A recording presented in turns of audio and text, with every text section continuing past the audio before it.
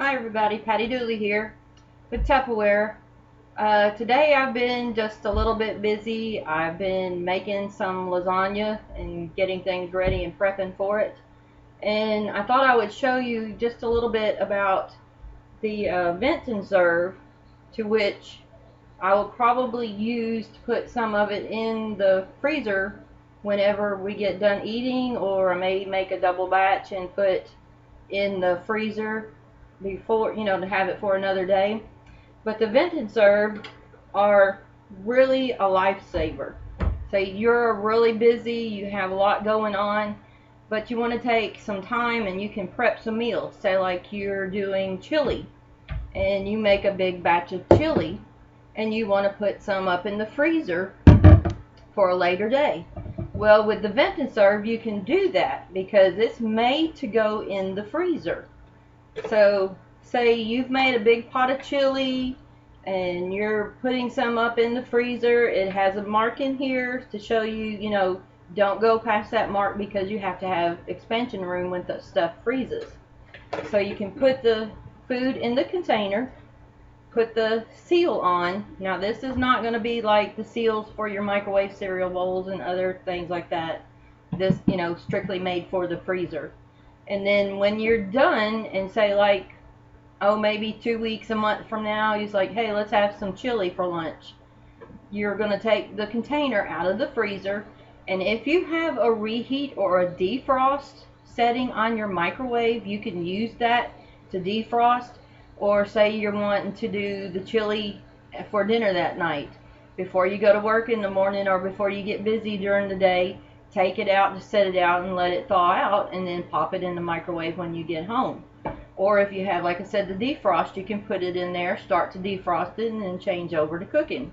Mine happens to have a reheat setting on there, so I can put frozen stuff in and it will begin to thaw and reheat the food, not recook the food.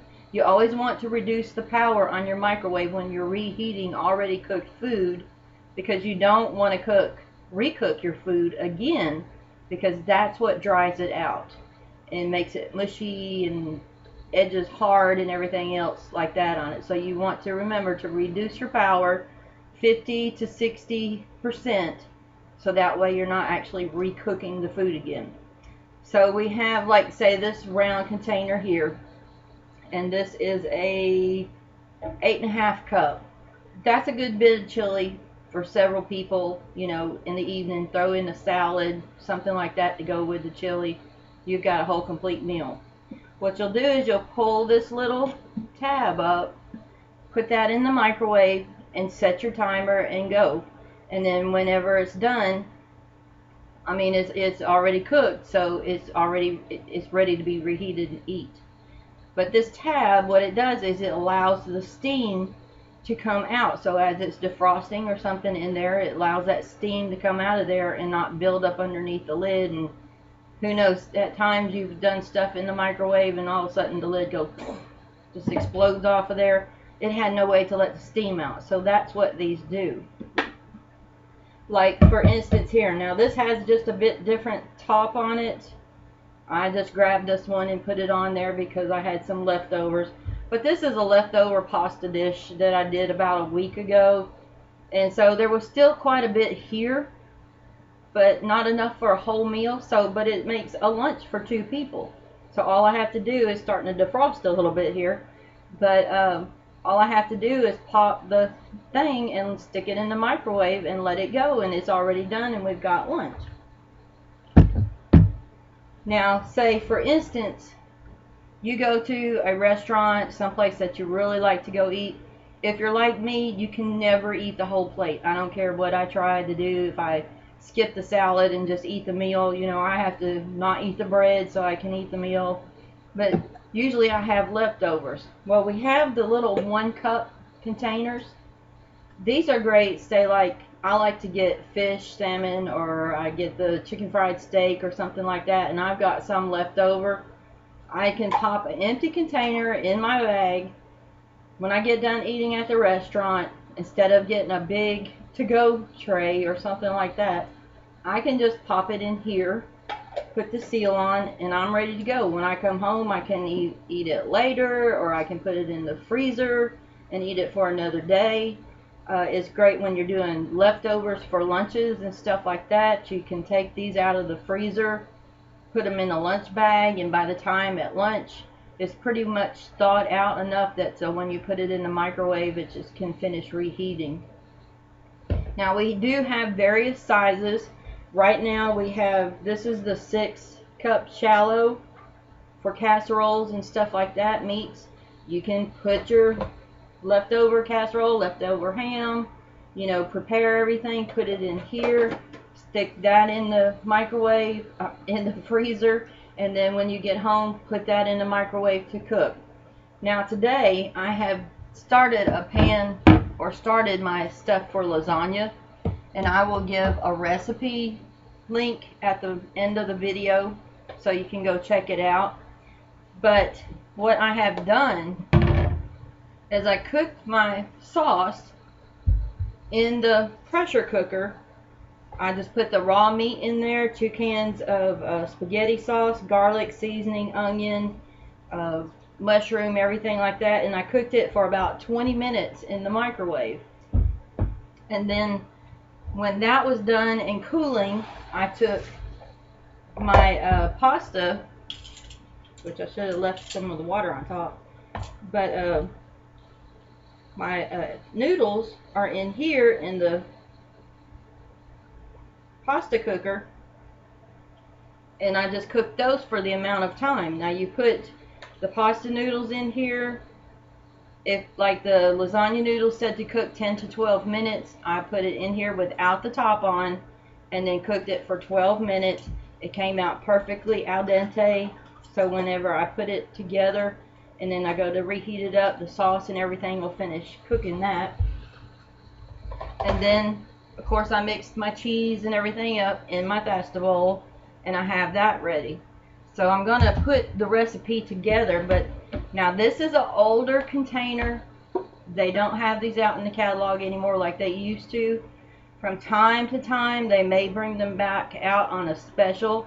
So if you want this particular container, this is a 3 3/4 quarts. It holds a lot of stuff. I do a lot of casseroles in this when there's a bunch of people here. You can let me know and I will contact you whenever this size container comes back out, maybe on special or something like that. So first I'm going to put just a tad bit of sauce down on the bottom. I'm not going to completely do this recipe here online because I'm also doing it on my blog. So like I said, I'll put a link, and that way you can go to my blog and pick up the recipe from there. I will try to put a finished picture. And this here will hold, these are still a little bit more, 3 noodles, just about 3 noodles wide. As you can see, the pasta is cooked, it's not gummy. I'm cooking in the microwave. Most people think that it does, but it's not really. And then I've got my noodles here, as you can see, maybe. And then I'm going to put part of my sauce on here. Now I like mine a little bit, I shouldn't say runny, but a little more juicier, because I like to cook the pasta just before it's really done, and then as it cooks, and if you're doing it in the oven or if you're doing it in the microwave, however you're going to cook it, then the noodles have time to absorb the rest of the fluid and juice and everything else and get that into them, which just makes it taste better. Now in here I have ricotta cheese. I like cottage cheese in mine. Some people don't. I think it just makes it juicier. I've got my egg and stuff, and I'm going to put about half of that on here. I also have some spinach in here, some mozzarella cheese in here, and I'm going to just layer it on there like that.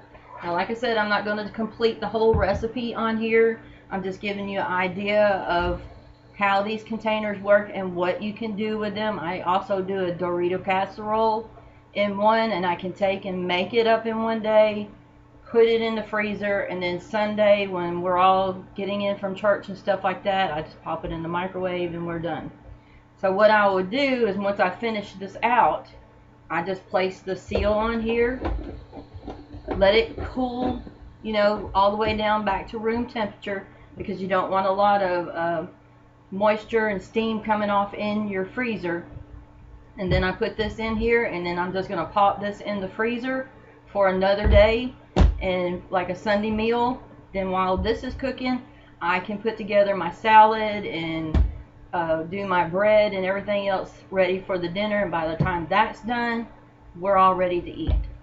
So if you would like more information about the Vent and Serve products, I would be happy to tell you, show you how they work, let you know when we have the large one come out. Like I said, it's not in the catalog right now, but at the end of the video I will put a picture up for you to see what's already in the catalog for the fall and winter on these particular products.